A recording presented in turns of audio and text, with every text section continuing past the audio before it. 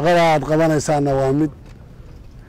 maanta xoolo dhaqatadii iyo dadkiinni kulligood ay ku nafiseen waxtarra u ah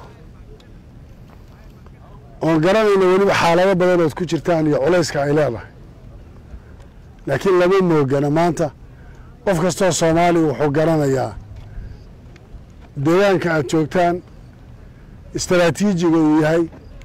duurka uu yahay culayska jira ee ay jughraphically keenayso iyo haddana sida aad u samaynaysaan dhabar adeega iyo sumuudka waa mid qof wal oo soomaali maanta madaxda ugu sarraysa dalka iyo kuwa ugu hooseeya qof walba maanta uu garanaya sida ay tahay aad iyo aad baan idinku mahad celinaynaa dadkaa idin sugaya dadkaa idiin baahan tabashada dadkaad garanaysaan waxay tahay taa aan ku talagalno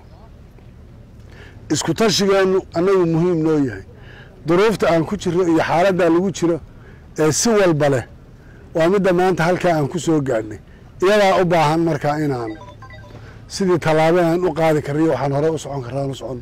guul baan idiin rajaynayaa hadal badan uma iman inaan wixii talaa iyo akhbaari saraakiishaan kala qaadan doona inaan xogteeda iyo wixii aan hawl gelayno aan ku talagalno insha allahu taasaa qorshuhu yahay